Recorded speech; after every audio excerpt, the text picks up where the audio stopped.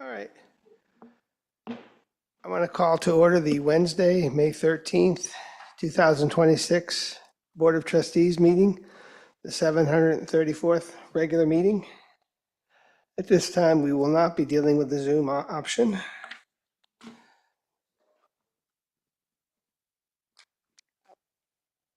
Roll call for a quorum. Trustee Beggs? Here. Trustee Garrett? Here. Trustee Nicolau? She's en route. Oh, my apologies. Vice President Davis? Here. And President Richards? Here. So 4 members, we have quorum. Very good.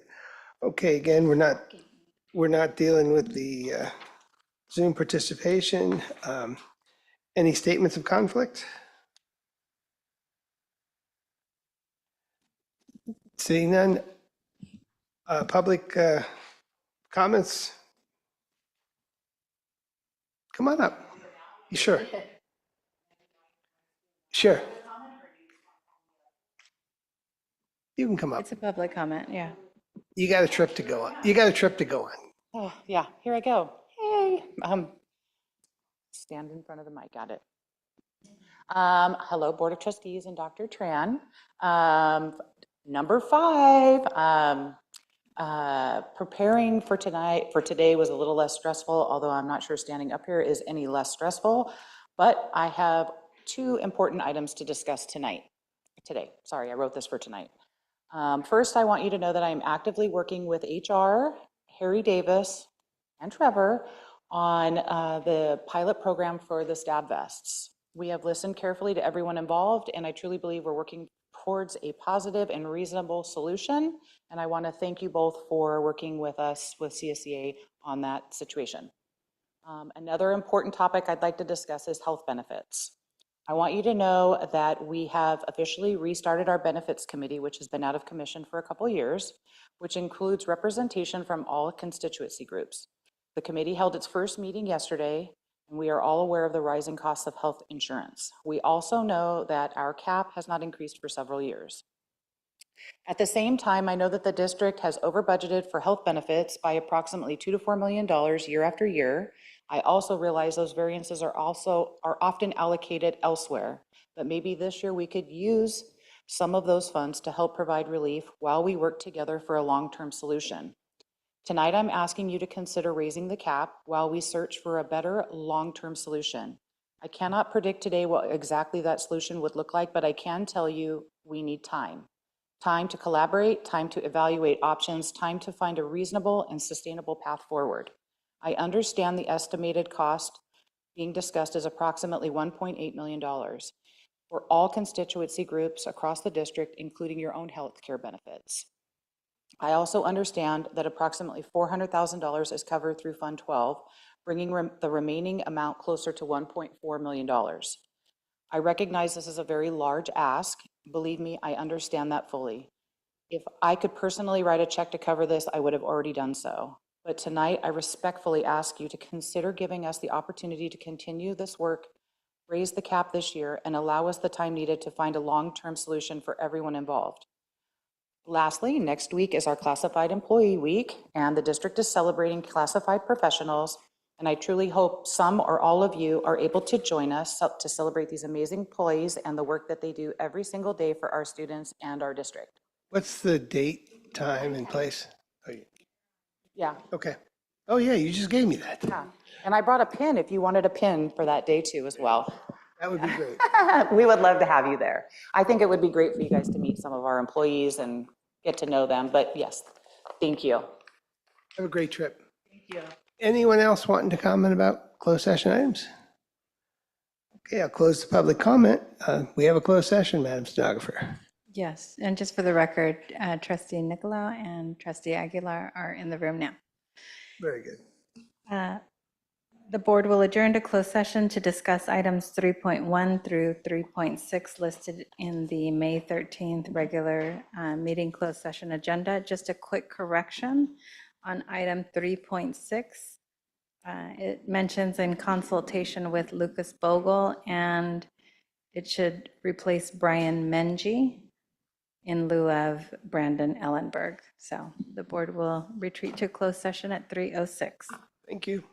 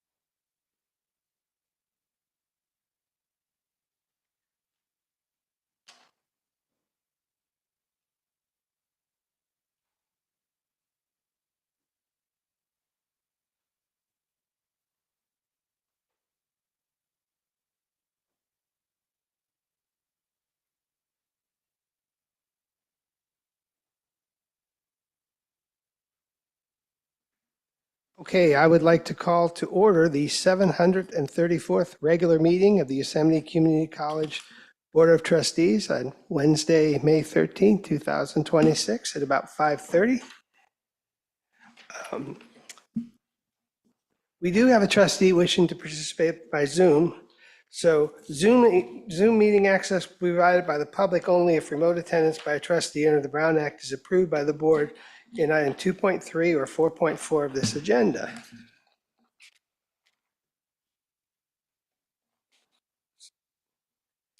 So the recommended action is that the Board of Trustees approves governing board members' request for participation in board meetings virtually, remotely, citing just cause, specifying the circumstance relating to the qualified reason, or approve the governing board member remote attendance as a reasonable accommodation under ADA. Do I have a motion to approve? Do I have a second? Second. Student trustee? Aye. All those in favor say aye. Aye. Aye. Great.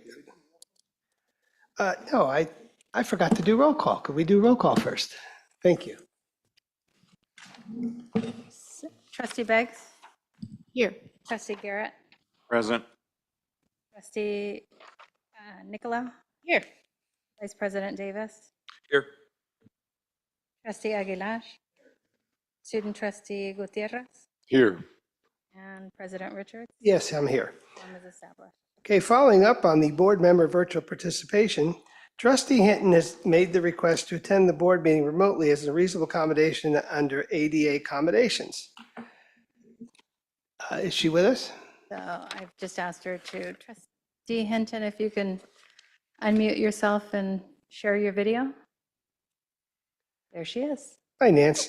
So I have to ask you a question. Are there any other adults in the room with you? You're muted.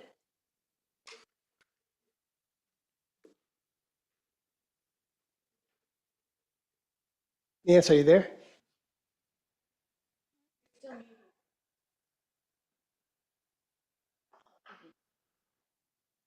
Scotty, can we hear her? And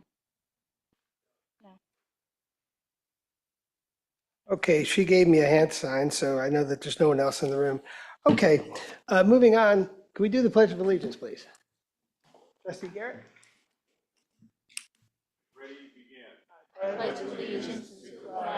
Of the United States of America and to the republic for which it stands, one nation, under God, indivisible, with liberty and justice for all.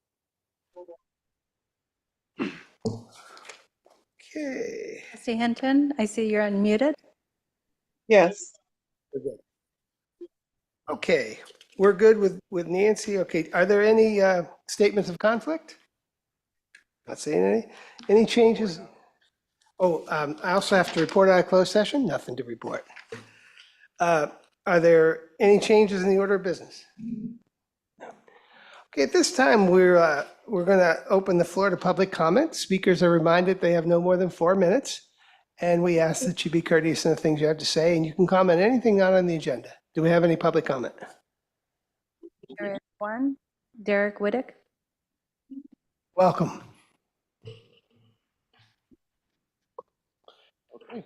I wanted to express my appreciation for the work that the board members have done on behalf of faculty at MJC in Columbia. I've enjoyed getting to know you as the YFA Vice President, and I'm heading into a slow retirement, and Brian Green will be your new YFA VP for Columbia. Now for the bond. I would call this pay money now or pay much more later. We have facilities that need updating now. Updating them is cheap. Repairing or replacing them later is really expensive. It's kind of like your driveway. Seal it every couple of years with $200 worth of Home Depot and you're done. But wait for it to crack and fall apart and you're looking at $10,000 in a new driveway. MJC and Columbia are the same way. This beautiful boardroom and executive offices are not like the classrooms and labs on the East Campus right now. They need help, and they need help now and not later. You may say reasonably, don't offer a bond when the economy is down, it won't get support. And that is a reasonable argument. But can you remember a time when people felt particularly good about paying more on their property taxes? I can't. Bonds are how we fund our physical campus. Right or wrong, it's what we have. So let's get this bond offered. Let's get the bond passed. And let's get to work doing what is needed to keep Columbia and MJC relevant, accessible, innovative, and beautiful. Thank you for your time. Thank you.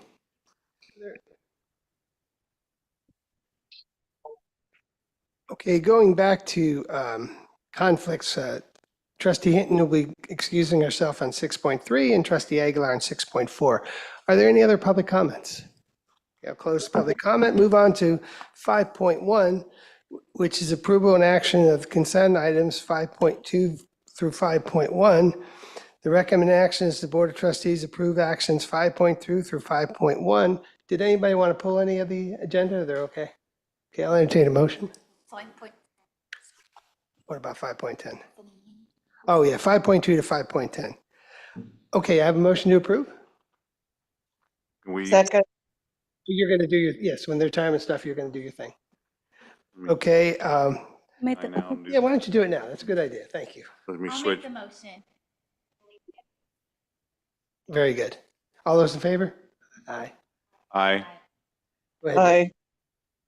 So it's customary, as I've said before, at each month when we have retirements on our personal transaction under the consent calendar, we like to acknowledge the hard work of our individual employees and recognize them for their years of service. First is Deborah Barr, 22 years of service, Professor of Art, Schools of Arts, Humanity, and Communication at MJC.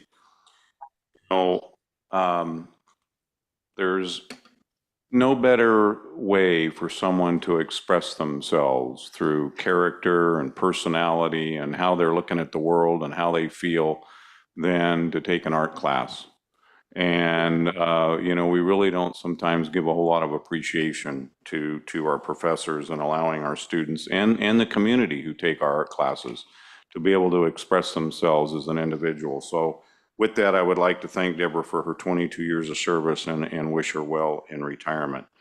Craig Johnston, 20 years of service, Professor of English, Art Sciences, and Human Performance at Columbia College. I always joke with my colleague, Trustee Leslie Beggs, about English, but in all seriousness, English is very important. Everything we do in our daily lives in a profession, we have to be able to compose projects on paper, compose communications with our fellow employees, our bosses, and it's another way of expressing ourselves. So there's a great many avenues that people can go into and excel themselves when they master English. So with that, I want to thank Craig Johnson for his years of service and wish him well in retirement. Dorothy Peak, 12 years of service, instructional support assistant, School of Health Professions. We're going to have a presentation this evening about our nursing program. And a lot of what goes on behind the scenes is our instructional support staff in our classified professional ranks that do a lot of the hard work behind the scenes and allow our students to excel and complete their nursing degree and fulfill their dream of being a nurse or whatever health profession they go into. A lot of that work is done in the labs with Dorothy's help. So I want to thank Dorothy Peak for her years of service and wish her well in retirement. Finally, Brian Sinclair, 21 years of service, Professor of Computer Graphics, School of Arts, Humanities, and Communication. Computers have taken over our lives, and there's a great many professions out there that can be done in computer graphics and in advertising and books and just all sorts of things. It's all being done with computers now.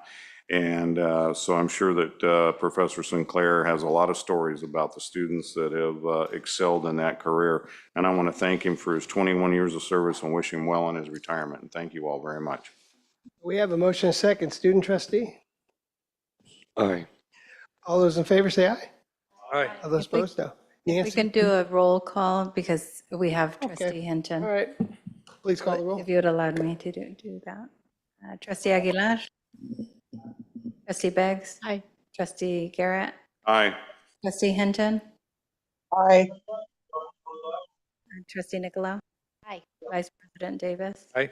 And President Richards? Yes. Vote is unanimous. Motion Very good. carries.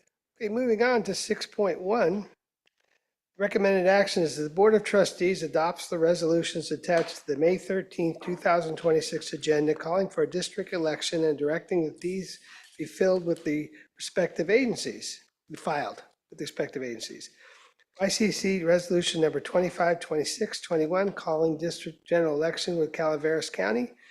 YCCD Resolution 252622, calling general district election with Merced County. YCCD Resolution Number 252617, ordering an election to be conducted on November 3rd, 2026 in the Yosemite Community College District, and to direct that the adopted resolutions be filed with the Stennis County Superintendent of Schools prior to June 22nd, 2026. Do I have a motion to approve? So moved. I have a second. I second the motion. Student trustee, Aye. roll call. Trustee Beggs, Aye. trustee Garrett, Aye. trustee Hinton, Aye. Aye. President Davis. Aye. President Richards, Yes. trustee Aguilar. Motion is unanimous. Okay, 6.2, I'm going to ask Kim to come up, please. The recommended action is that the Board of Trustees conduct a second reading and approves the following YCC policies: 215, 2110, 2310, 2340, 2355, 2410, 68013, 7150, 7340, and 7400 as attached by the May 13th, 2026 agenda. Anything to add? Nothing to add, President Richards. The Board Policy Committee is recommending full acceptance of the 10 policies listed as presented in the agenda. Any questions? No questions, but I'd just like to thank the policy committee for all the work putting this together for us this evening. Thank you. Motion to approve? Move to approve. Do I have a second? Trustee Nicolau. Student trustee, Aye. please call the roll. Is that an aye? He said yes. Trustee Garrett, Aye. trustee Hinton, Aye. trustee Nicolau. Aye. Vice President Davis, Aye. President Richards, Yes. trustee Aguilar, and trustee Beggs. Aye. 7-0, motion carries. Okay, 6.3, trustee Aguilar, if you'd excuse yourself. Oh, that's 6.4, but we can go there first. I thought 6.3. Oh, okay, I reversed it. I had it wrong. I reversed. Yeah. Okay, we'll do Antonia's first. We'll do 6.4. The Board of Trustees adopts YCT Resolution Number 252616 in the matter of Trustee Aguilar's absence from the board regular meeting as attached in the May 13th, 2026 agenda. Motion to approve. Move for approval. Do I have a second? Second. Trustee Aye. Gutierrez, roll call. Trustee Hinton, Aye. trustee Nicolau, Yes. Vice President Davis, Aye. President Richards, Yes. trustee Beggs, Aye. and trustee Garrett. Aye. 6-0, motion carries. Nance, if you could turn your phone off for a second, you'll be, there you go, perfect. That the Board of Trustees adopts YCCD Resolution 252615 in the matter of Trustee Hinton's absence from the board regular meeting as attached in the May 13, 2026 agenda. Do I have a motion to approve? Do I have a second? Second. Student trustee, Aye. please call the roll. Trustee Aguilar, trustee Beggs, Aye. trustee Garrett, Aye. trustee Nicolau, Aye. Vice President Davis, Aye. President Richards. Yes, 6-0 vote, motion carries. great. How do we get her back? You'll work on that. We're Okay, let's move on to committee reports. Trustee Garrett, anything on the Finance Committee? Yes, the Finance Committee met the first Monday of this month, and routine and customary items were discussed. You had on the agenda for consent calendar 5.6, which was the quarterly condition of the district's finances. I'm happy to report that, the Finance Committee approved the report, and was unanimous in approving it on tonight's meeting agenda, which it was. Beyond that, I don't have anything else to add. Trustee Aguilar, Trustee Davis, anything else to add? Very Okay, good. that's all I have. Thank you, Mr. President. Trustee Beggs, we're going to ask you to comment about the Board Policy Committee and Modesto Junior College Foundation. Well, first, thank you to Trustee Don for appreciating our work. It sometimes does involve a lot of reading and research, so we appreciate that. The changes this time were minor and nothing major going on there right now, so thank you.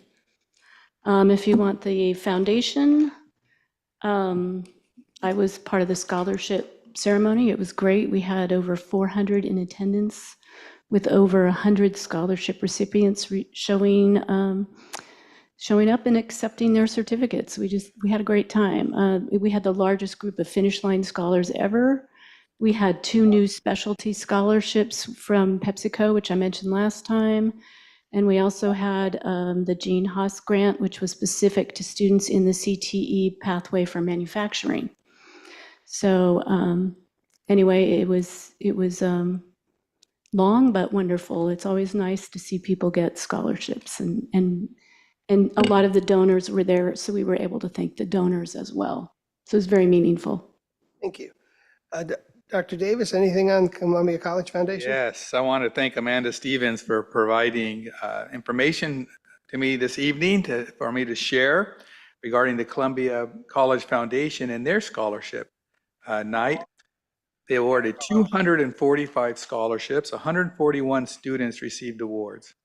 61 students received multiple scholarships. Every student that received a scholarship received at least $1,000. Total awarded by this little foundation, not so little, $353,000.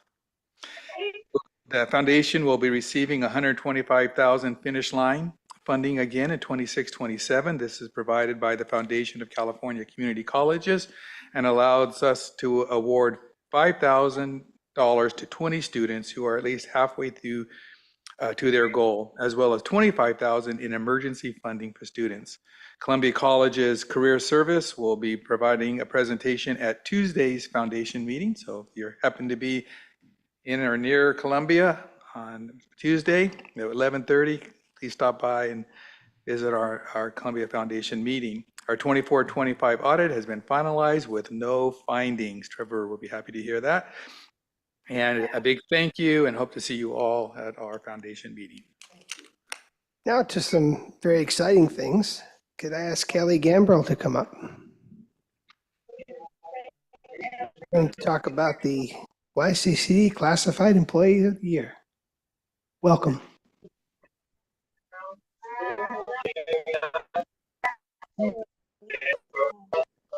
I want to talk about a very special person to me and the payroll department, Asharina Yedra. Let me just say that the payroll department will never be the same without her. She's one of a kind. If you got to know her, you would know that. Never replaced her in our eyes. She was the most senior in the payroll department and could probably process payroll in her sleep. She made every one of our days special with her ability to make work fun. And in payroll, it's a stressful job. I'm just going to say that.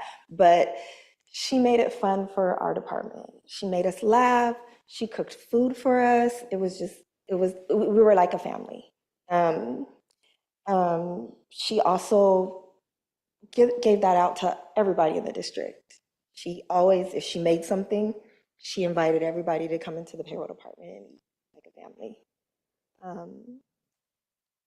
I don't know if some of you know this, but she is the hardest working person that I know. She would be here late at night, even when I told her not to. Even over the break, the winter break, she came in, told her not to, but she processed all of our direct deposits. And she did it very quietly.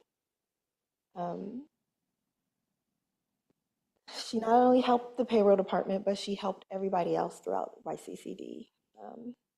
And if you called, she did her best to answer your question. If she didn't, she would follow up with you and let you know that I'll get back to you. And within that hour or so, she would call you back to give you that information.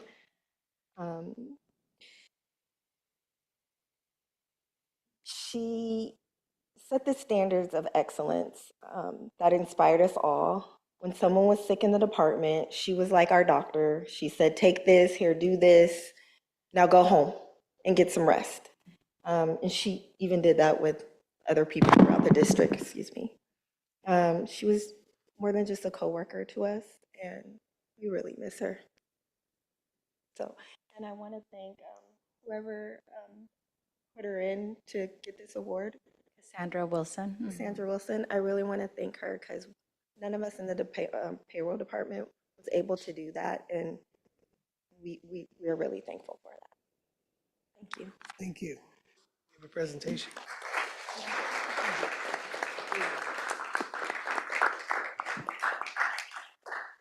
We,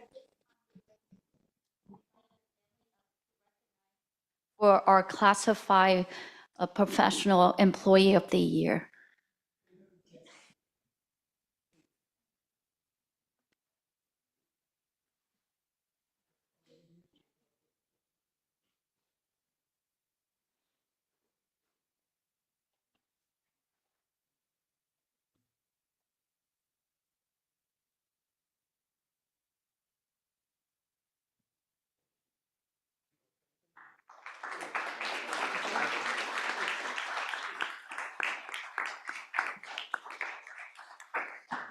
Well, first off, they want to thank the board for giving us this time and this moment for our family. We do really appreciate it.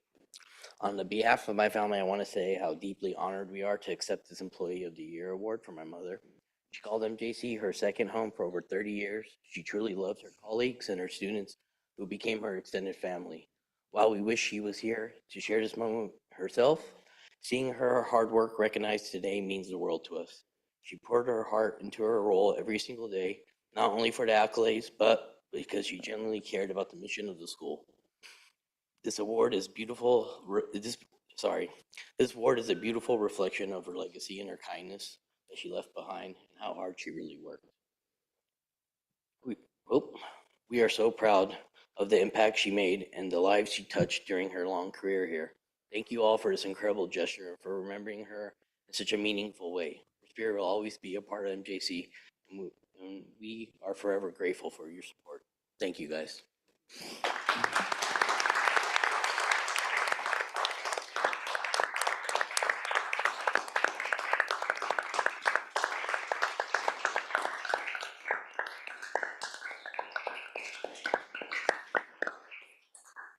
Thank you very much.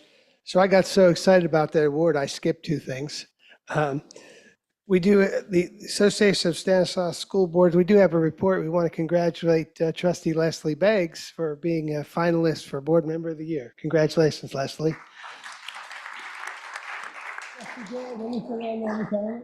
No, I'm going to save you the humiliation. No, I don't have anything. Okay, at this time, Chancellor, we're going to recognize the student trustee. Yes, so Matthew, we'd like to thank you for your service. Please come down so we can recognize you.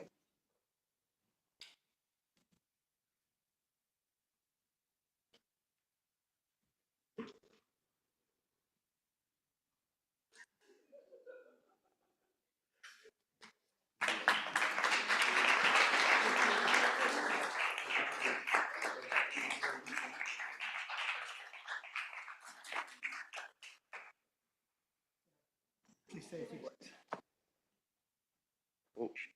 I think it's been a very interesting year, but I've learned a lot, and especially just from other students, honestly, just learning how to reach out, learning what questions to ask, and it's been a really good experience being able to get to know administrators and how they perceive the issues at our colleges and what kind of limitations that prevent them from being able to move forward with things at times, and what blocks them. And it's very interesting because just wanting to make that change and just seeing how they're able to negotiate. I think they're very good mentors. Dr. Chad Redwing, he's been a great resource to me and a great friend for the past year, just giving me all the opportunities through UC Merced and just being just a hand on my shoulder, just helping me through, and also the other board members just introducing me to everyone. And I think you guys have all been a great resource and helped me build up my confidence as a representative. And of course, CJ Broneal and Celeste Randolph, our student government president and VP. They have been a great help and great friends throughout my journey. And honestly, they're the ones who got me into this position and just helped me build up my confidence. And the previous student trustee, Gustavo Castrejon, honestly, he's like been a brother now, and I couldn't have seen myself getting here and being the type of person I am without him. And now we get to match with the same award. So now he's not the only one, and I get to yeah. But I want to thank everyone in this room for being just so welcoming and just showing me kindness. Thank you.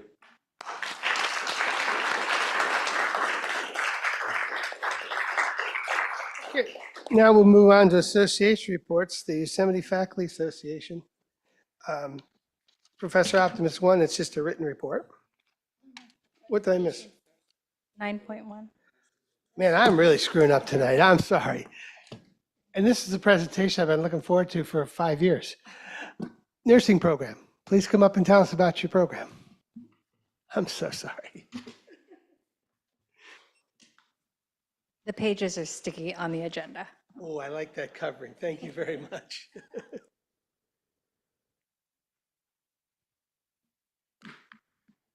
Good evening, everyone, and thank you for this opportunity to speak to you tonight. My name is Patty Hall, and I'm the newest Associate ADN Nursing Program or Associate Degree Nursing Program Director. Welcome. Thank you. I've lived in this valley my whole life. I grew up and went to Davis High School. I graduated from our program. I have been working on our program for the last 10 years, and I'm still currently working at Memorial Medical Center as one of those nurses who have graduated from our program. And I'd allow my partner to speak. Good evening. My name is Dr. Allison Sampson, and I've been a nurse for almost 26 years. But unlike Patty, I did not grow up in the Valley. But my experience has taken me all over the U.S. I've worked in hospitals as big as Johns Hopkins, all the way here to Memorial Medical Center. I've been here at MJC for almost 7 years, and I can't think about doing anything else. So tonight we'd like to talk to you about our MJC ADN or our nursing faculty team, some of our program data, our MJC alignments, our community partnerships, and what we see is looking ahead, what we plan on for looking ahead. Our faculty team consists of many years of experience, both in the academic and clinical setting. Currently, we have 14 full-time faculty members and 27 part-time faculty members to support student learning. Our skills lab, as seen on the screen, both at MJC and Columbia campuses, continue to support student learning objectives and safety. The MJC Skills Lab is designated to hold upwards of 70 students. We also have highly technical mannequins, like our Lucina mannequin, who can give birth here on campus, so our students can take part in that. I'd like to see that. So as of our current academic year, 25-26, we have 198 students. We have a total of 50 who just graduated and getting ready to prepare for their national certification exam. And if you've not attended one of our nursing pinning ceremonies, which is one of our most traditional nursing pinning ceremonies, thank you, Dr. Leslie Briggs, for coming. President Sanders and Vice President Benton Carter not here. I would thank them also for attending our ceremony last April 30th. So as we've discussed, we have 100 graduate students each semester, of which our graduation rates are 91.23%, which is well above our national and state averages. We currently have a retention rate of 95% in our students. Oftentimes, if we're losing a student, it's usually a medical leave that they come back in the following year, we see them come back in. So we're doing pretty good in that, Russ, I think. The current application period or last application period, we have 425 applicants. This application period, we have 407. As I mentioned before, we have 100 students admitted each year. Why are we seeing a little bit of a decrease in this application process? There's many reasons, one of which we're seeing a lot of those private colleges coming in and accentuating and coming into our clinical areas, limiting our growth. One of the things we're also seeing is the fact that, sorry, I just lost my space in my mind right here, sorry. Ask you a question while you're. Okay. So you're accepting one of every 4, yes? Pretty much. What would your dream be? One of every 2 or one of every 1? My dream be? Ooh, that's a good question. One of every 4? Probably one of every 4. Well, what we're doing currently one every 4. I'd probably like, if we could, with growth, if we could see that, I would like to see more. But as we discuss a little bit further, you'll see why that is a potential need eventually. Yeah, I didn't know we could ask questions in between, so you can.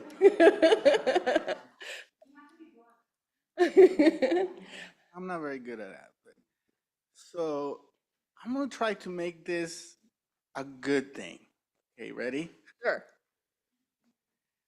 I've been a board member for 7 years. By far, the biggest complaint that I get, calls, people that figure it out somehow who I am, parents, teachers, you know what's the biggest complaint calls that I get? I'm sure you figure it out. Come in. We don't get enough in. I mean, I have one of my students that I know from kindergarten that grew up with my kids almost crying, telling me to help him, and I'm like, dude, I don't know how to help you. And parents complaining that their kids been applying every year for the past 7 years and they still can't get in. So hopefully you'll see that as a good thing, but my community that's their biggest complaint. And we do see it as a good thing and also a sad thing. Yes. So I think I'm going to piggyback on what Jenny said. I too was someone, when I first got on the board, the first meeting I ever had, I got myself in trouble because I said I wanted to double the nursing program. So people, and then after I explained myself, so you're at 100, which is terrific. Could you go to 200? And with the right resources, how many do you think you could go to?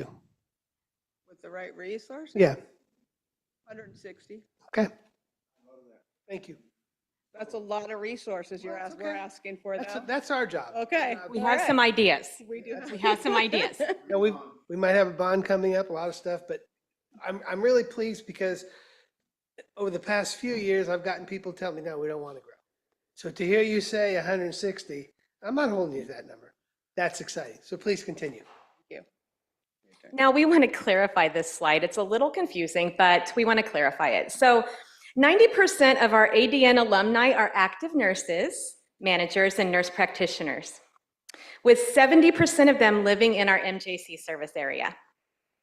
In the YCC service area, which includes the Valley of Stanislaus County, San Joaquin, Merced, currently there's 10,803 nursing positions with 9,872 fulfilled.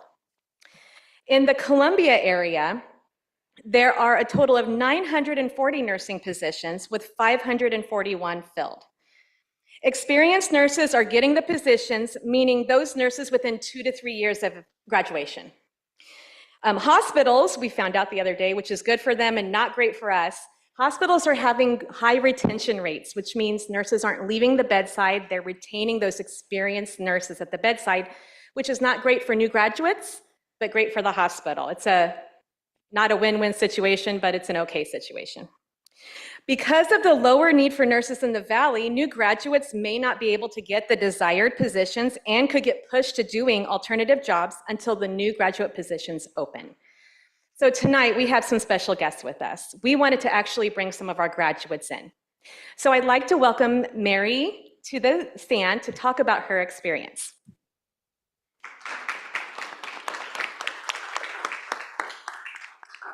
Welcome. Thanks for joining us. Hi, my name is Mary Leonard. I am a graduate from the nursing program from December of 2024. I was one of a group of people that unfortunately was not selected for a position here at Stanislaus or even San Joaquin or Merced area. I did interview for a couple of the hospitals like Doctors and Memorial, but I unfortunately just didn't meet the qualifications they were looking for at the time. I was, however, fortunate enough to apply at Madera Valley Children's Hospital, and I was selected for a position in their NICU.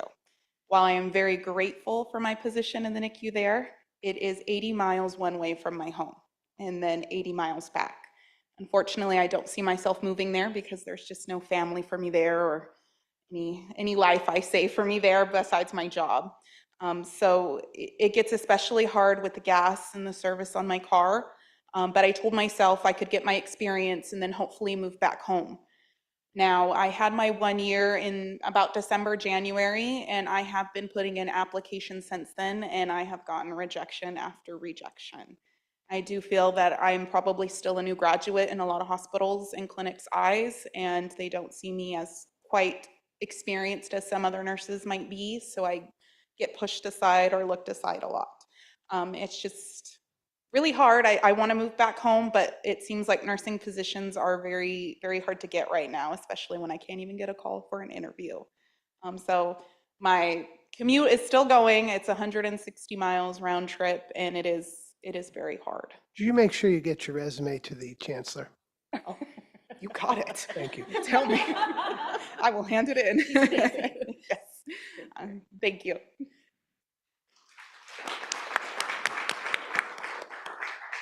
She's amazing. Now I'd like to introduce Deanna Blum. She just graduated, so we'd like to bring her up. Welcome. Thank you. Good evening. My name is Deanna Blum, like Allison said, and I just recently graduated 2 weeks ago, tomorrow actually, from the nursing program here. And while my fellow graduates and I are beyond excited to have finished nursing school, there is also a deep underlying disappointment due to the current RN job market, if I'm being honest. If you had told me when I entered the program that I would be struggling to find employment afterwards, I would have told you all that you're crazy because there's a nursing shortage, right? That's what everybody says.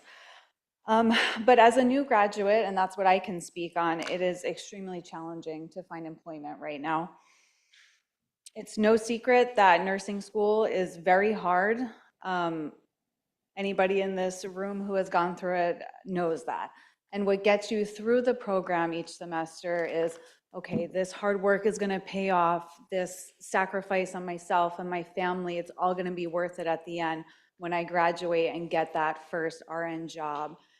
And to be in the position now to have gone through those very challenging 4 semesters and the prerequisites before that, and to not have employment the morale is very low for my class.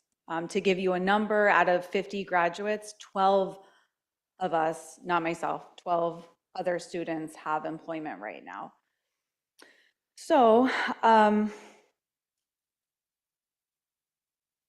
think when you go through hard times and in school, you have to think, okay, the fruits of my labor will be worth it at the end. But now myself and a lot of my classmates are kind of wondering, was it worth it? Did I pick the right thing? Was all that work worth it? And I hope I can speak candidly to you all when I say that I absolutely loved MJC. I did all my prerequisites here. I love this program. I don't have a bad thing to say about the nursing program or the instructors, but I'm kind of wondering if it was the right decision because of the current job situation. I have a bachelor's degree. I'm taking my NCLEX in a couple of weeks. I held a leadership role in school, and like Mary has said, none of that seems to matter. And a lot of my classmates are wondering if they should take CNA positions, certified nurse assistant, monitor techs. Well, why did we go to school for an RN license? So while I definitely think it's great to grow the program, Mr. Aguilar, I would say to your friends and family that want to get into the program, I would hate to see them go through it and then not have employment afterwards, because then what would be the point? So it's just something to consider. And again, this is just my experience and my fellow graduates recently. So thank you for listening, and thank you for letting me be honest. I'm going to ask a question. I don't know that it can be answered here, though. Is there anything to be said about having the BA conferred by a junior college that is holding you back? There's no hidden biases against that you've seen. Good. All right. Any other questions? Thank you.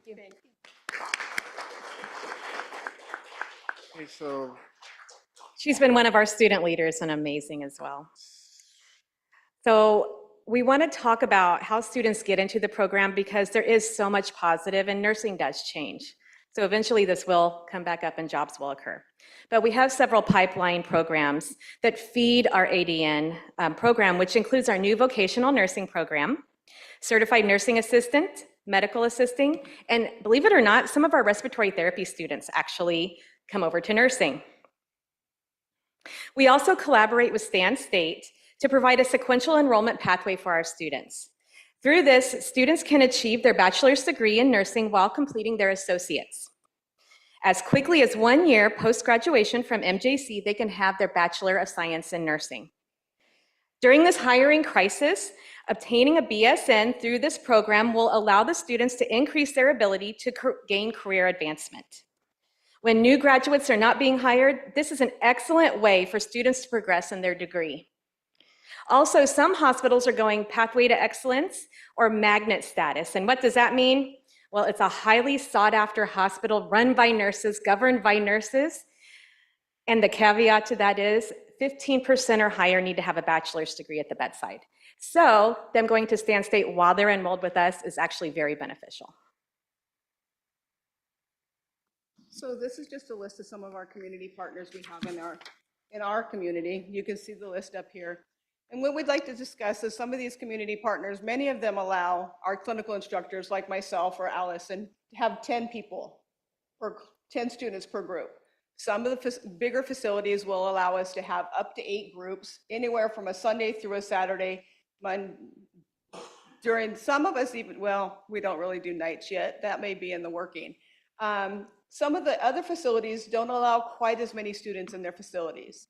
Our Adventist Health has 3 groups of 10 up there, mainly because they don't have a pediatrics and OB. It varies on our mental health availability up there. So one of the things we'd like to think, if the board for tonight, is the approval of our clinical placement director, who will hopefully help progress some of these and grow some of our new sites and help us grow bigger community outreach programs so we can hit that 160 you asked me about a little while ago.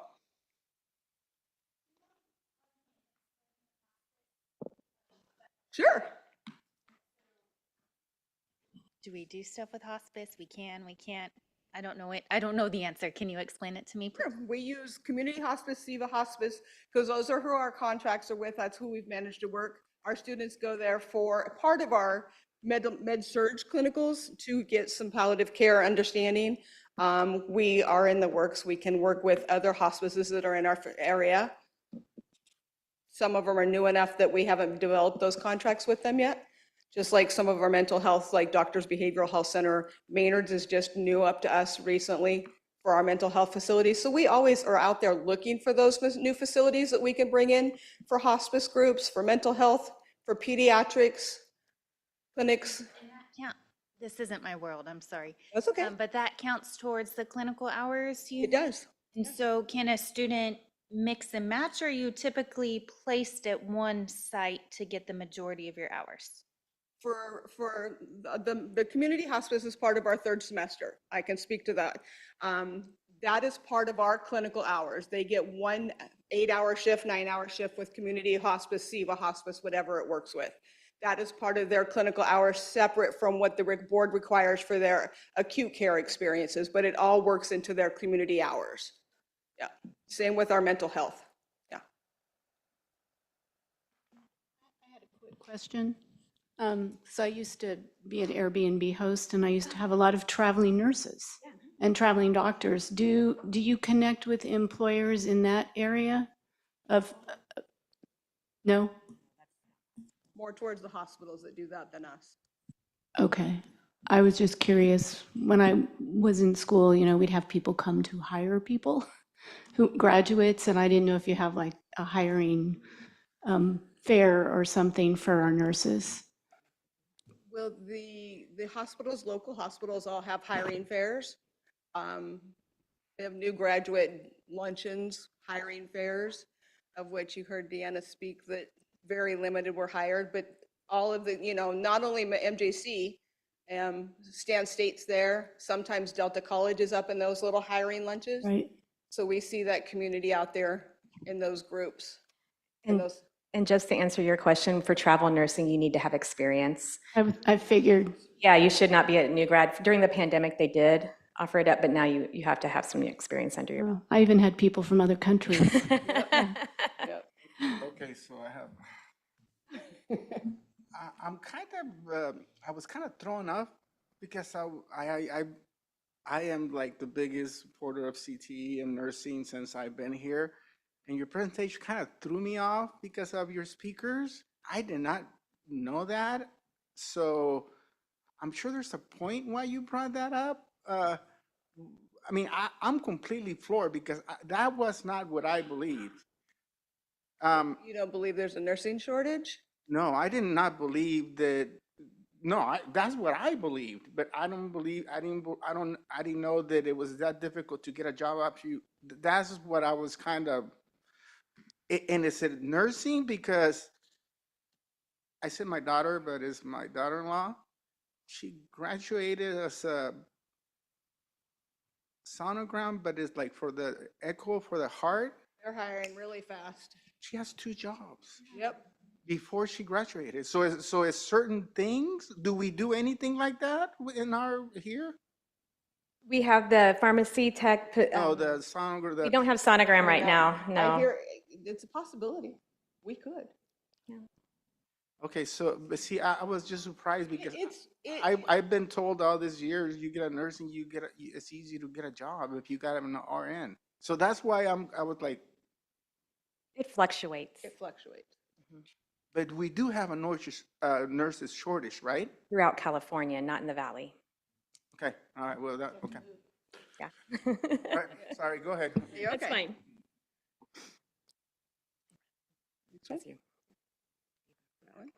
Now that we totally threw you off. It's okay. We're learning. They threw me off too, so. My turn. So as we look ahead, what we would like to see is more acute care clinical sites, kind of what we were talking about. The need for specialty areas for those student access, that's what we talked about, our pediatrics, our OB, our mental health, and more clinical sites for just the med-surg areas if we look at those, what we need. The onboarding of our new clinical director of partnership will be a great asset to that team and help us build those community supports also. Some of the other things we would like to see is the further enhanced, is that strong clinical partnerships with that director, helping us do that to help with the student onboarding and student growth. As we look ahead, what we'd like to see is goal within our program. That's you. Goal within our programs, the need for more space to grow. We'll talk about that in a few slides. We are currently accredited by the California Board of Registered Nursing. However, to showcase our program, we are seeking a second accreditation by the Accreditation Commission for Education in Nursing, or as we lovingly call it, ACEN. This national accreditation will open opportunities for our graduates. We are also seeking to increase our nursing preceptor pool. A preceptor is what we call a coach on the job. Okay, so they show you how to do things safely, help you build confidence, and make sure that you're ready for patients when you go out on your own. There is some research out there, and I actually provided you with the article that says that there's a high burnout in our current preceptor pool for nursing students in the past 5 years. So our pool is shallow, and it shows across all of our community partners. Also, we are adapting our curriculum to meet the demands of the changing student landscape. We are currently adapting our curriculum to something called competency-based education. So what does this mean? Consider the basic idea. Instead of students just passing classes and tests, they must demonstrate that they can perform whatever task correctly in safety. They progress in a way that supports a mastery of a skill versus just learning it. So, thank you. What we'd like to see as we grow ahead, one of the last things we'd like to present to you is you discussed the board, a member earlier discussed that bond. Well, that bond will help bring us more clinical space, more skills lab, those labs you saw, more skills lab. We can fit 70 students in there. Imagine if we had a bigger, more space for more students. And of course, if we grow to more students, what else are we gonna need? We're gonna need more clinical instructors, more faculty. We all wanna hear that. Another thing we're looking at. If I could stop you for a second. Sure. We're very serious about going out for a bond. So I would strongly encourage you guys to get with the chancellor right away and really come up with specifics. You need a building this large. You need this type of equipment. Not saying you're going to get it, but that's what Trustee Aguilar and I especially, are really interested in trying to grow the nursing program and give you the tools you need. So I'd strongly encourage you to get with the chancellor on that. Another thing we'd like to discuss really quick is the fact that if you look at our nursing program, we have a lot of prerequisites or stuff that they need to have before they come into our program. Anatomy, physiology, math, sciences. Well, when we have our students that are on a wait list, their first year or first semester, their second semester, after a while, they're not going to be on that wait list. They're going to say, I don't need this. I can go to that private college. I can get my degree and I can be out working in the field a lot faster than waiting for MJC to hire me. So those are just, not only us, do we need more faculty. I'm going to support those sciences and those math classes and say they need more faculty so that we're not on those wait lists. So thank you very much. I can tell you the trustee Aguilar and I have been waiting for 5 years. Well, he's 7, at least for 5 years for you guys to come and tell us this stuff. So thank you very much. Hold on just a second. So I love all the enthusiasm. I love all the excitement about expanding the program and building more infrastructure. But what I don't want to see is more students down the road like the 2 young ladies that came up here and said, yeah, we went through all this, our prereqs, the program, we loved it, we got all this support, but now we can't find a job. So if we expand the program, that's great on one hand, but if your hire rate is 10%, you're just going to keep growing and growing that pool of more and more people whose dreams have been shattered and whose families' dreams have been shattered. So how do we go back to the point where our community partners have communicated with us on what their goals are?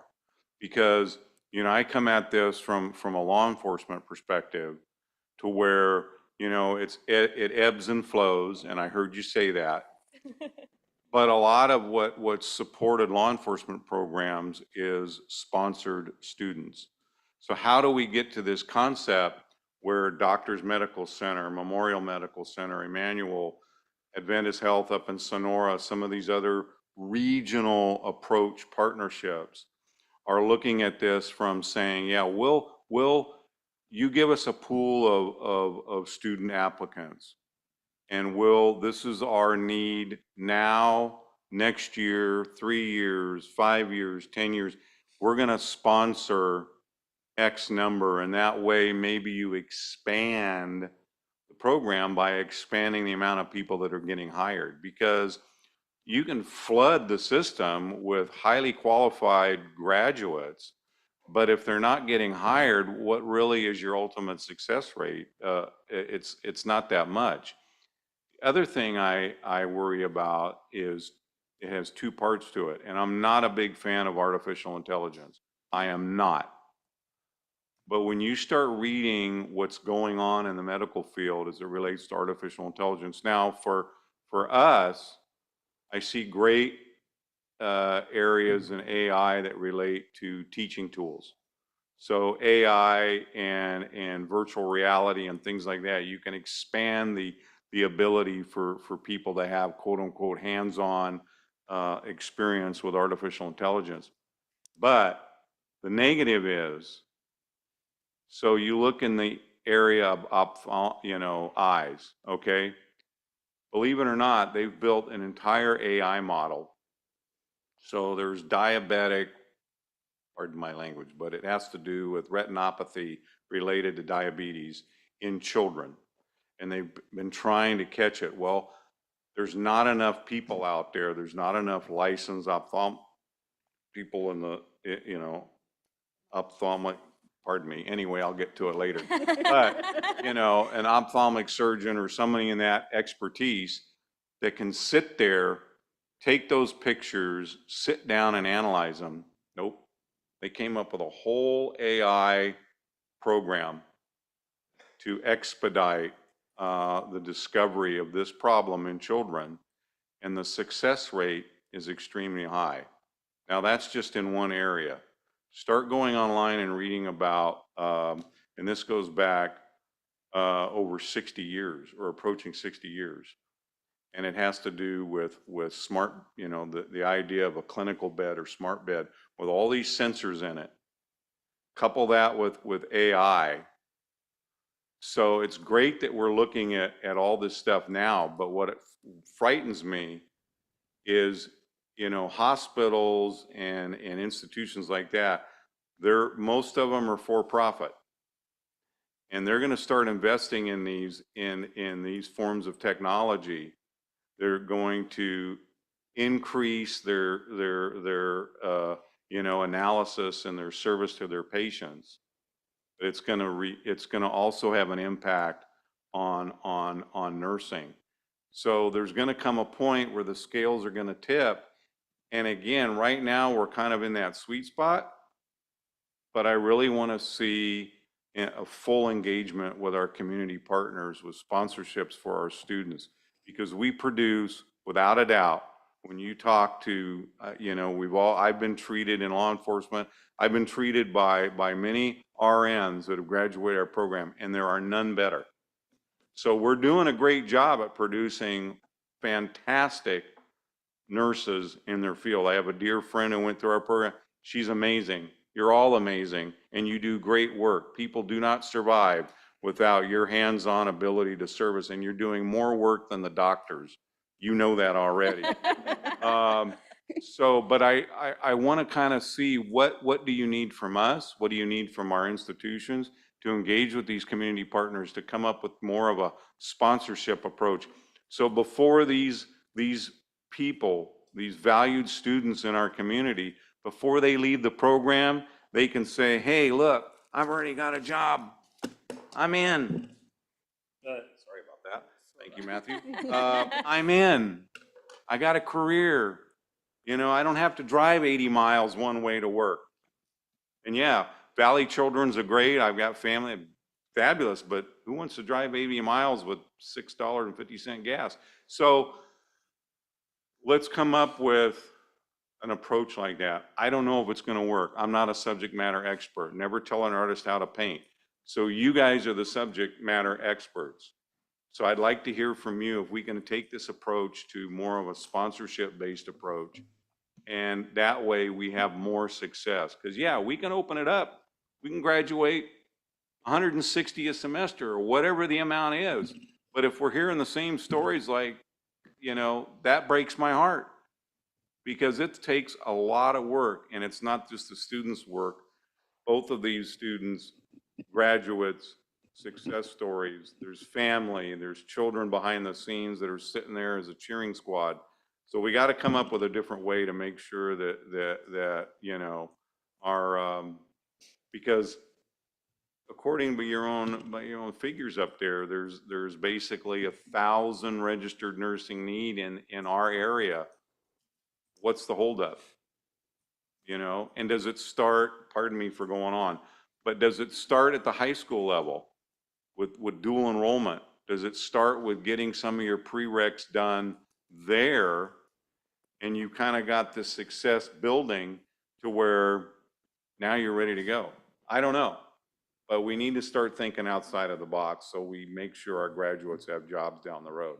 Thank you very much. Any other questions from anybody from the board? I'll make one quick. I don't know if they would be on your department, but I just mentioned my daughter, and you said she got hired right away. I mean, obviously, there's a reason for it. Is there a way we could also expand what we do and try to teach or have programs that we know that they could hire before they even finish? Is there, or that's completely starting a new program? Is it possible? It varies. Kind of programs. It varies from profession to profession, time frame. When I graduated from nursing school back in the early 2001,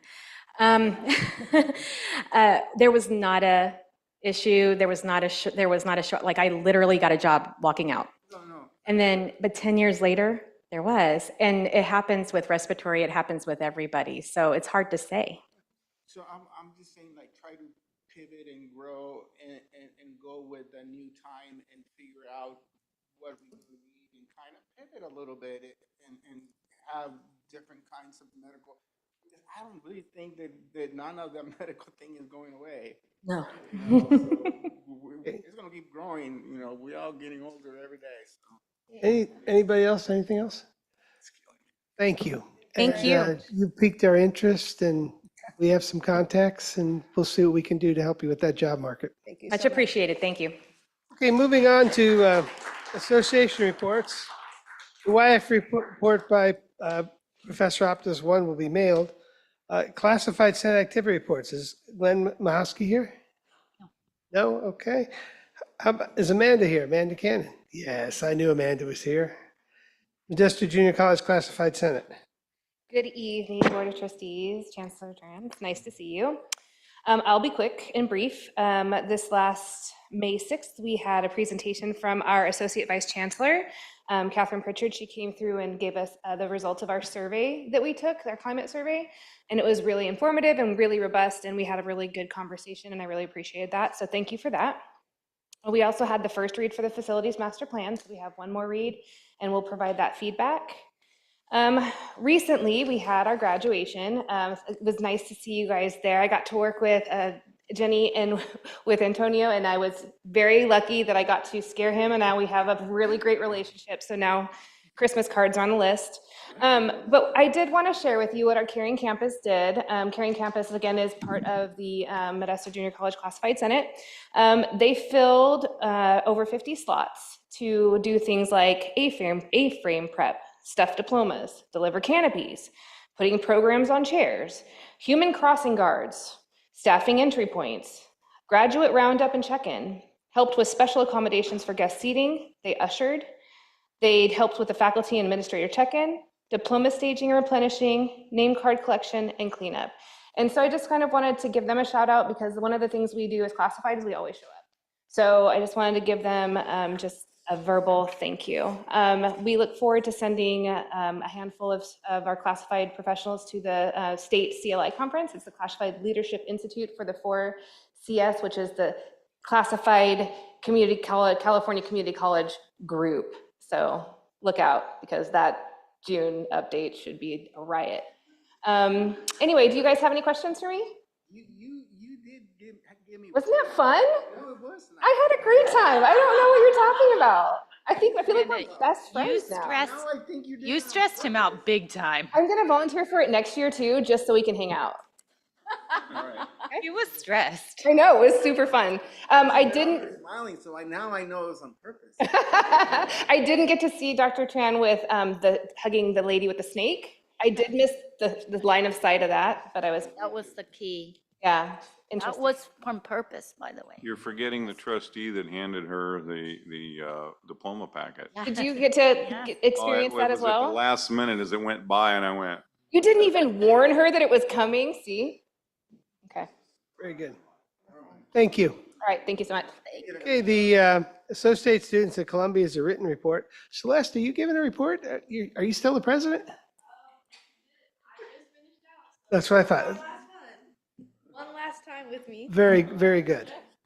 All right. Well, I've been gone for a bit. I've been traveling with the speech and debate team. Did you win?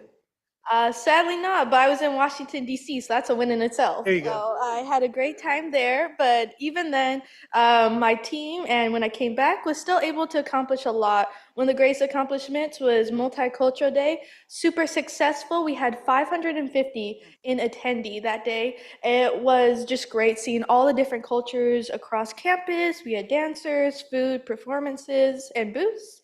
And I just wanted to highlight some things that we were able to do within my term. We had 5 resolutions, which actually, if you didn't know, AS has not done a resolution in 5 years. So we brought that back, and with the 5 different ones, we had first the second trustee resolution, which I hope to see in the future happen, along with the ASMJC commencement speech, support for LGBTQ students, support for immigrant students, and one for spring break too. Senator projects we had was Lunar New Year, halal food, tree ceremony, glow-in-the-dark science night, women empowerment, career and resource fair, and along with Multicultural Day. We provided funding for things such as free lunch on Wednesdays, and we also volunteered for many events, sponsored them, participated in them, including and not limited to Martin Luther King Commemoration Day, Latinx Comic-Con Festival, and Democracy in the Public Space.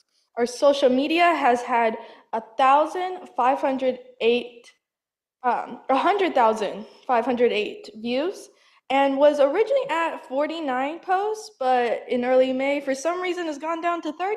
We also accumulated 372 followers within a short time, attended 15 shared governance attendees, and added a land acknowledgement to our meetings.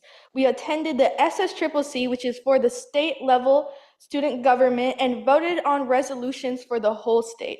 I want to mention too, this was all done within 6 months rather than the regular 1-year term. I'm super proud of my team, and I wouldn't be able to do it without them. I want to, of course, give thank you back to Matthew. He's done a great job as student trustee and has done a great job to support our Senate. My vice president here today also, CJ, has been a great help, and to Julie, who also was an amazing director during my time. And if I were to thank every single person, we'd be here for a while. But overall, I just want to thank YCCD and MJC for all they have done for me. I don't think I would be as successful as I am if it wasn't for this place, and I truly am gonna miss it. I will be moving on to Berkeley, and I want to give thank you and a good luck to everyone, especially the incoming team. I really hope this fight for students continues on and people continue to lead with integrity. My speech during commencement was actually about the butterfly effect and how much ASMJC does for the institution. The student government is honestly underestimated to the level they provide for the fight for students, for what we provide and what we do. And I hope that's constantly reiterated on how much they do and how much they continue to do. To end off, I want everyone to continue on to grow to be butterflies and to have students grow to fly away and be successful too. Thank you. On behalf of the board, thank you so much and good luck at Berkeley. Thank you. Okay, Tracy Gilman already gave her report on the California School Employees Association. Professor Choi did not have a report. Academic Senate reports, I don't see Eric here, and I don't think Giselle's here either. Is Samantha McCarty here? Okay, Chancellor, you're up. All right, good evening, everyone. Before I give my report, I'd like to call Harry to come up and give us an update. What's going on in security, everyone? Good evening. Last time we spoke, I told you about the pride flag that had been removed from the Pride Center. It was hanging outside. We had a vague picture. We had a trouble locating the person due to the picture. We hence moved the flag to a different location. We used our new Verkada cameras, and we perimetered the flag so that if anybody touched it, it would notify the dispatch officer, and the dispatch officer could send some assistance. That's actually what happened. The same young man or the same young student came and removed the flag yet again. We made contact with him. He was not happy and quite belligerent. After some communication with Modesto Police, we filed or pressed charges, and we have also sent 6 student code of conduct violations to student discipline with this young student. This young student was not affiliated in any way, shape, or form with the Young Americans for Freedom, nor was he a part of the Turning Point USA. Do you have any questions? Thank you. Yes, sir. Thank you, Harry. Okay, everyone. So let's start with Celeste. Congratulations. And, you know, this past year, I really thoroughly enjoy working with you. You have a lot of passion. I think that's going to carry you very far. So I'm excited to celebrate with you on Monday. So, and Matthew, thank you for being on the board, serving, always giving your opinions and your ideas. And I think that will also get you far in life as you express your, thoughts on subjects. So I'm very proud that we have really students in the public sphere that truly understand and stand up and look forward and do what is best for everyone. So then the fun part starts. It was my first year at MJC, and I really thoroughly going to all the special programs, graduation that I could attend. I thought it was very intimate. It was a lot of pride, like parents, grandparents, friends. So all that really got me very emotional. And it also at the same time gave me a lot of ideas to what we can do to make it better, to support our students and their families. And that brings us to graduation. So also it's my first time, as you can see, the highlight was a student with the snake coming on. But I do want to sincerely thank for all the volunteers, the staff, the faculty, the administration, the folks that's behind the scene that you don't see. So I always say graduation is like a wedding. It's the day that everybody come together and it is a show. So I want to recognize all the hard work for folks that you don't see, and also the individuals that we do see that help out the day. Really thoroughly enjoy that. And then it did break my heart too, as our board sitting here hearing our nursing student, like this is what. So the good news is that we are actually working with a firm. It's also with our career department to roll out, which is going to be supported by the district. It's called Design Your Career. And if you don't mind, please send me the 11 resumes of the nursing that just graduate. So that way we can hand it over to this firm to help you with the employment. Because I realized that although we help student career development getting ready, but the employment part is also something that we were looking to roll, but now you'll give us a great fast track. So please send that to me, and then the firm will directly work with everybody on that, okay? And then the last celebration would be, please join us next week. It's Classified Professional Appreciation Week. We start with the central services on Monday. Everybody, there is a gift, a surprise gift, a meaningful gift. And they're also going to be sandwiches, Togo. So please join us on Monday. Wednesday is going to be at Campus East. I believe they normally do a breakfast. So we'll be there as well. And then Thursday we'll be at Columbia College for pizza, everybody. So what a great year. What a great semester. I hope you have time to relax a little bit, enjoy the summer, and we'll see you here again next month. Thank you. And now we don't have President Sanders, but Dr. Redwin. Thank you, Chancellor Trent. Yeah, it's lonely over here this evening. So good evening, trustees, President Richards, Vice President Davis, and Chancellor Tran, along with district staff, college colleagues, and community members. Thank you for the opportunity to provide Columbia College's May 2026 report to the board. Our 57th commencement ceremony on May 1st was one for the record books. And what a celebration of our largest group of graduates ever. Thank you to trustees Davis and Beggs who joined us, along with the platform party, including Vice Chancellor Stewart. It was a meaningful celebration of our learners and a real joy to be a part of this year. Thank you to all involved for such a special milestone. The Columbia College Fire Academy graduation the day before also saw 38 students earn certificates of completion from the fire tech program. The Greater Sierra Forest Corps also celebrated its 6th cohort of graduates during commencement week. Training included hands-on field applications and work experience in areas such as forest conservation, basic wildland firefighting, and survival standards, engine and pump operations and other equipment use, and fire line construction. The month-long electric vehicle station tech job training program this semester started off with 1 cohort, free to those in our county 18 and older, in collaboration with Keep Sierra Green, a local nonprofit, as well as the Cal Asian Chamber and Charger Help. But by the time we got to May, we had 3 complete cohorts and enjoyed celebrating our EV charger station tech training grads with a networking lunch with businesses hiring.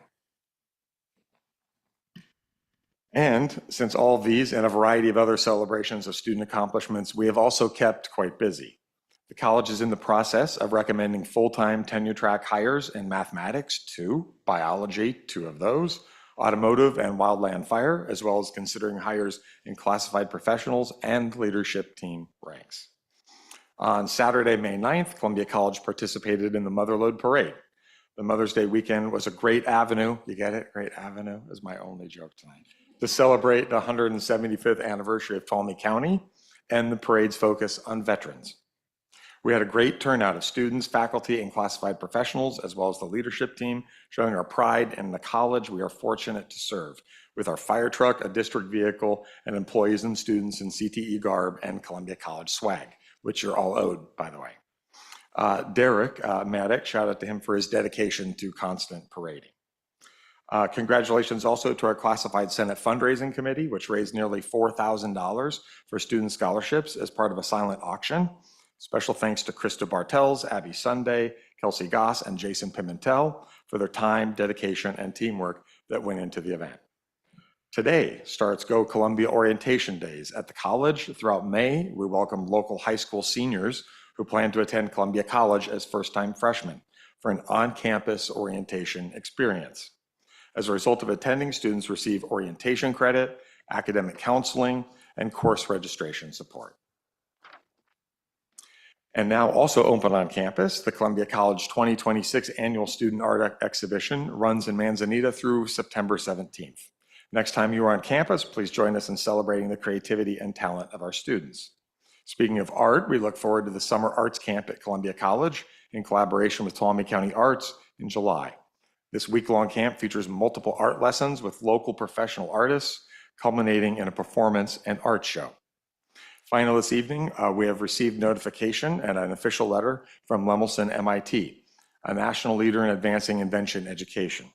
LMIT has helped thousands of students and educators across 25 years in hundreds of collegiate settings. Their work offers evidence that our creative transdisciplinary problem-solving approach, known as invention education, helps students of all backgrounds develop interest, confidence, and capabilities in science, technology, engineering, and math. LMIT, as opposed to a national campaign, will accelerate 3 geographic regions over the next 3 years, and this includes both staff support from LMIT and a $250,000 investment in our region to foster invention education. Outside of Northern California, the other regions are the Boston-Cambridge area and Tennessee. One of the areas of concentration is our 7-county rural Sierra service area in hopes of catalyzing a rural renaissance in innovation, education, and entrepreneurial thinking. Among those confirmed to attend end of June training on invention education at MIT includes our very own Michael Baldwin, Director of Dual Enrollment. We're very excited about this innovative work focused on makerspaces, creative problem solving, and learning by doing. This concludes my report, and I look forward to seeing you next month. Thank you. Okay, so 9.4 travel report, information only, 9.5 administrative procedures, 10.1 any requests for future agenda items? Jenny? I really appreciate the term competency-based education and you bringing it up. I heard about this at Merced College about a month and a half ago. I would love a presentation from someone outside of YCCD on a district who has implemented it to explain how it works and how they make the transition. I'm fascinated by it. Thank you. Trustee Gutierrez? So I got 4 actually. So one of them is one discussion item on land acknowledgement approved by California Community College Board of Governors and to speak on the toolkit provided. Second, student trustee, board policy 2015 was both backed and unanimously voted on by ASMJC and ASCC to further action on this and or create a action item to amend and make it representative of the resolutions passed by the student governments. Third, resolution to protecting and introducing California native plants and biodiversity. Fourth, resolution to ensure halal and kosher certified meals are always available and in our food services departments. That is all. Thank you. Thank you. We'll take those under consideration. Trustee Garrett? I don't have anything. Okay, let's go to comments. Trustee Gutierrez, you're first for your last comments. Well, it's been a great, I don't know, what is it, like 11 months? Yeah, just give or take, yeah. Well, I think one of the coolest things I got to do was, do stuff that people said I couldn't do. But yeah, I think getting the initiative done to get that second student trustee and get resolutions passed unanimously by our student governments. Been working on that for a year, and it's a great feeling when people tell me they've been trying to do it for the past like 8 or 9. So I'm like, no, it's a pretty good accomplishment. But and yeah, I feel like I've definitely enjoyed my time here. I've made so many connections, and I don't know, I feel that like MJC, I didn't really see myself going to college at all, and now I want to go and pursue a PhD or something. But I mean, the professors here have been so encouraging, and honestly, I got to shout out Mike right over there, as well as Olga Castañeda. They've been really big supporters of me and just always showed interest in what I've been doing. And Giselle Flores being a great support to Celeste and I as student advocacy, and just making sure that we feel that we are making a difference. And yeah, this is tough. 11 months and I'm gone. That's it. But I'm glad that I've gotten opportunities I've received and scholarships, thank you. But honestly, this has been pretty fun 2 years here, and I don't think I would have given it up for anything else. Thank you. Thank you. Trustee Garrett, anything?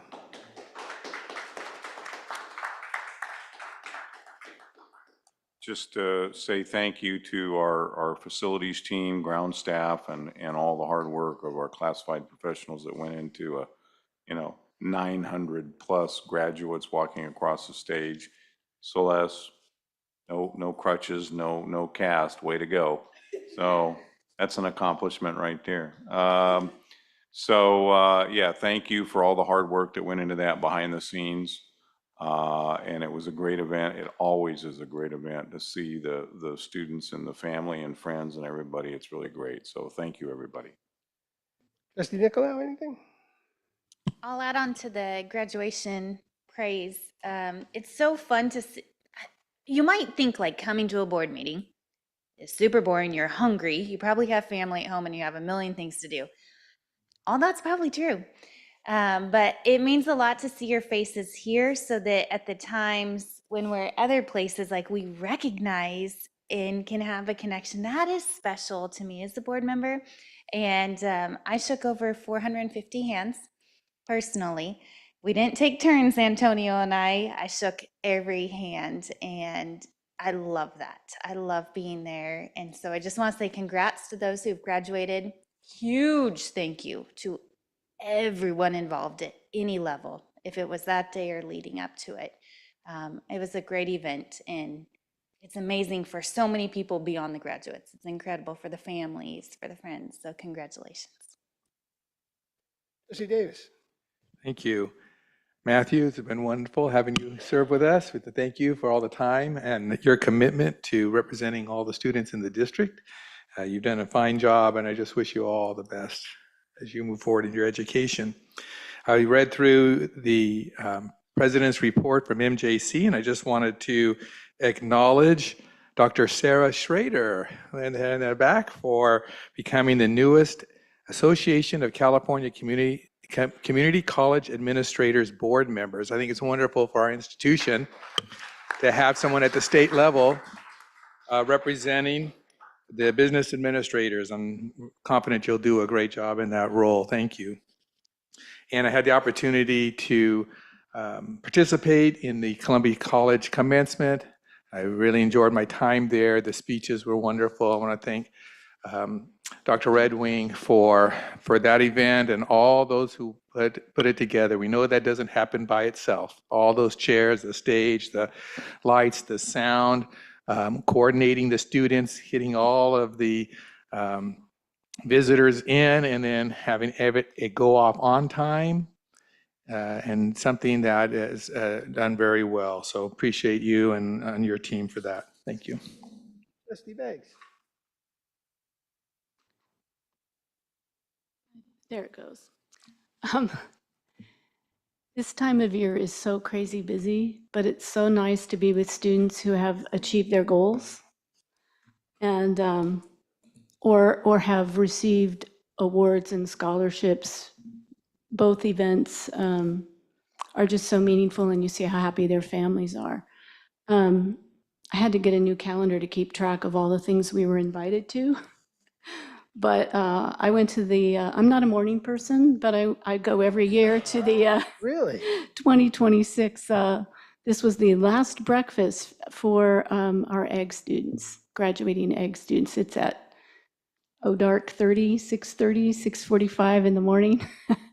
So we go, and it's wonderful. And then, you know, I had the usual meetings with constituents and the foundation, but I also went to all the nurse pinning ceremony, the tenure celebration, which is always very meaningful. When my husband received tenure long ago, there was never any celebration at all.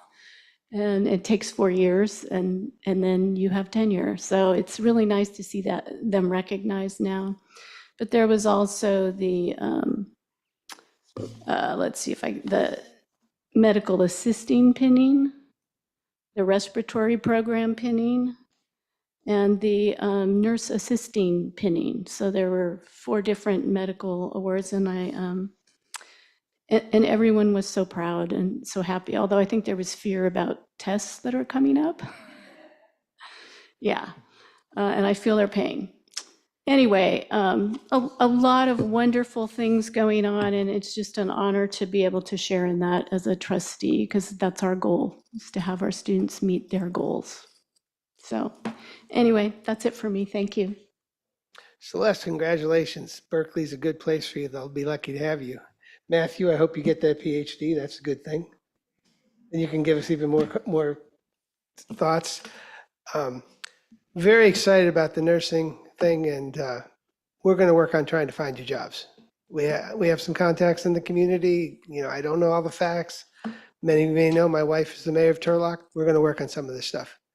And I'm just, like I said, Antonio and I, he waited 7, I waited 5 to hear this presentation. I really appreciate it. Okay, the next regular meeting of the Board of Trustees will be held on Wednesday, June 10th, 2026. I'm adjourning this meeting at 7 o'clock. Thank you for coming.